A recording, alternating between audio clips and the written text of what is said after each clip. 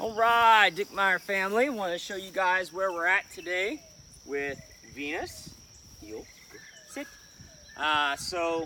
We've had some good success starting on doing formal obedience with Venus, and what we're working on now is we're starting to transition into force fetch. Now, I do this in the most positive way possible. Oh, we got itchy spot. Oh, just like your daddy.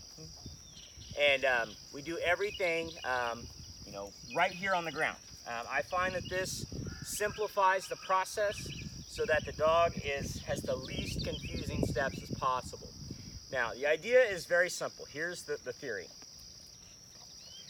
We have taught the dog that they're going to sit here and heel, and they're going to do that with a little bit of pressure from pulling on the leash.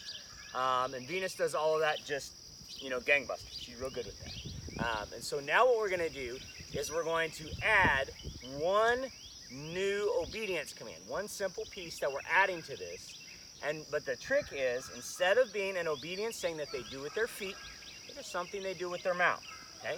And so all I'm going to do is I am going to take my hand and I am going to put it in her mouth. I'm just going to put my bare hand right in her mouth, and it's going to stay there until she relaxes. Now, for Venus, this usually takes a little while. Now, we've done a few days of this, so she's seen some of this, so hopefully it won't take too long.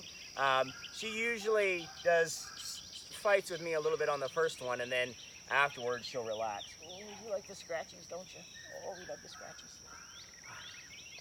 She's a sweet girl. So what I'm going to do is with my left hand, I'm going to hold her collar right here. Right? And then with my right hand, I'm going to put it hands down in her mouth, or my palm down in her mouth, and effectively hold on to her lower jaw. Right? So it's going to look just like this. Hold her lower jaw. And she's struggling a little here, nothing drastic. And she's kind of mouthing my hand a little, but she's absolutely not intending to bite me. She's just struggling with the idea that I am holding her jaw, basically. And this is zero pressure. I am not squeezing. Give! I'm not squeezing. I'm not pinching, anything like that at this point. All I'm doing is just wanting her to understand I'm going to control your mouth, right? And then, when we are done with that, I use the command give to release my hand. So the first thing I am teaching her is the command really here to give. That's the command that we start with for force fetch. The command to let my hand come out, because she wants the hand to come out because it's weird, right? So we do this a few more times. And go in.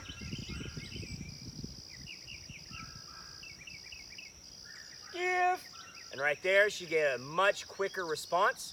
After we had done the first rep, which is pretty much her MO, and most dogs, it's very typical, that she will, she'll resist really hard on the first one and then kind of struggle. So I'm just going to go back into the mouth.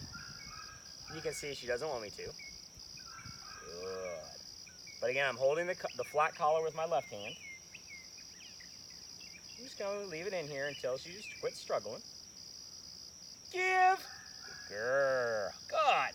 And everything's very positive right here. Okay, nothing harsh, nothing forceful. But this is the precursor to the actual force and force fetch, which we'll get to, next week or so. All right. So now what I want to do, well, probably 2 weeks from now. Now what I want to do is I want her to understand that not only am I going to control your mouth, but I'm going to control your mouth while we walk. The biggest fail point that I see that people struggle with force fetch is that you can teach the dog to hold an object, but as soon as you start to walk, they spit it out, which is very frustrating. So what I do is I teach the concept of movement right away. We want the dog to understand you're going to move with whatever is in your mouth, and we're going to control your mouth, and you're going to move at the same time. This is a struggle for a lot of dogs, so let me show you what that looks like. All right. Good. So I'm going to come right here. Go sit. Good. Put my hand in her mouth, and then we're going to walk. What? And as you can see, she's she really struggles. Good. We're gonna wait until she quits kind of mouthing here. Give. Good girl. Good. All right, so we took 3 steps and she immediately, you know, has the willies and wants to spit it out. So that is very typical. Let's try it again.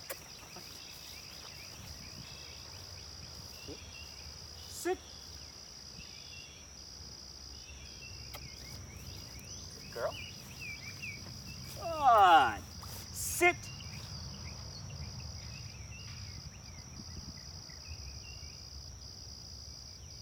Give. You'll notice that I'm not giving her any sort of a command. When I'm putting my hand in her mouth, I'm not saying anything. I'm simply doing it. And we'll add the command to that a little bit later. Now, at this point, once we start doing the force fetch process, a lot of times dogs get weird.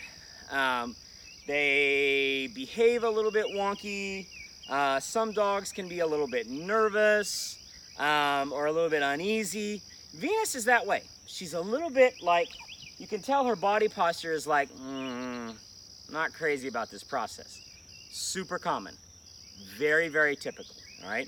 And in fact, it's even so much that she is sort of acting like she's almost a little bit timid towards me. Now, a lot of people get worried that the dog is falling apart. Not the case, okay? The way that we look to see how the dog is feeling is we'll just take her on a little walk here, right? And show you how she actually feels and how we can tell. All right, Venus, come on, heel. Good girl. What I want you to do is look at her tail.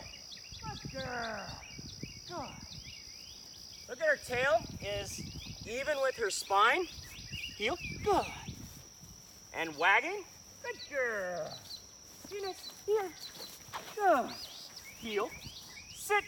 Good. All right. So the tail tells all. All right. The tail lets us know, okay, I'm all right. You know, I'm happy. Even though, you know, she's being a little bit weird. And some dogs, like, won't want to retrieve at this stage. Some dogs will avoid you at this stage. You know, all kinds of things can happen because we're controlling them in a way that they've never experienced before. And that's okay. We will work through it. The important thing is that we keep doing this right here. That we love on the dog. That we help them understand that even though I'm going to ask some weird new things of you, we still have a relationship. I still love you, all right? Still a good girl. Oh, we still get scratchies. Oh, yeah, all right? And that we're gonna have a positive experience with the dog. That life is not just about being forced into doing things and being crushed. We want them to understand that it's a positive relationship, even though we're going to use a fair amount of pressure to get them to respond to do things the way that we want them done. And I can actually show you an example of this. Venus, if I throw her her toy to retrieve, she probably won't even go get it right now. Where's it at?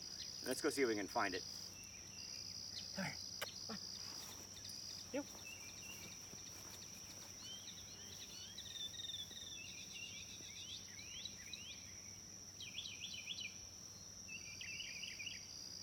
No, where's it at? Good. Good girl.